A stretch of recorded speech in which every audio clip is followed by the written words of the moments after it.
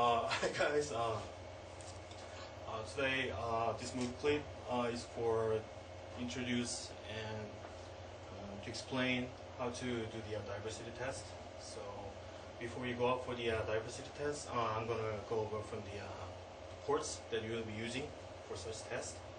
So you will see normal ports in the front, the 4 ports on the top and 5 ports on the bottom. So from the top,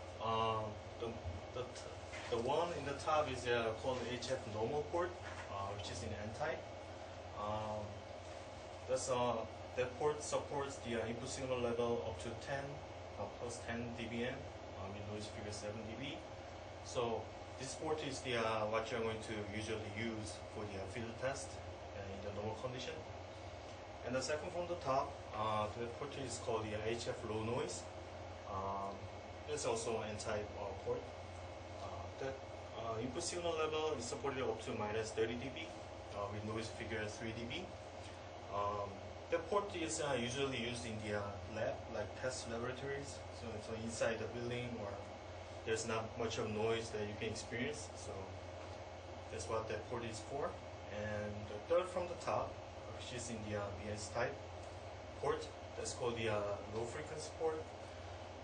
Which is designated for the low frequency signals from 0.1 MHz to 48 MHz, which is like designated for the AM and IF signals.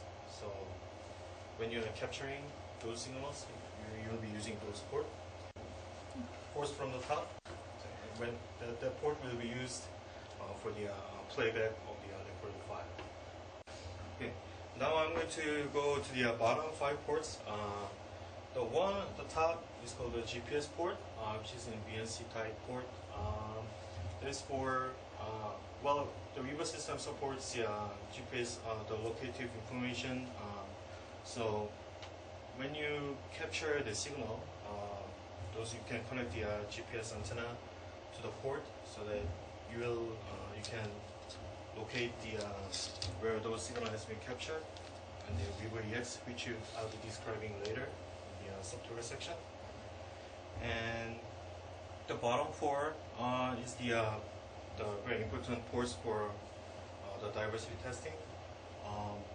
They have trigger in and trigger out, and reference in and reference out.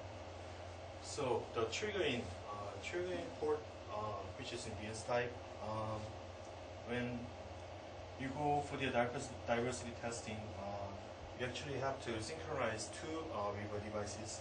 So triggering port and reference in ports are for to synchronize 2 WEIVR, which is the essential part of the diversity testing. And phase delay is maximum phase delay is 4 nanoseconds, so it's pretty, you can record it simultaneously. And I think that's all about the explanation for the port. And I'm going to move on to the components that you'll be using for the diversity testing.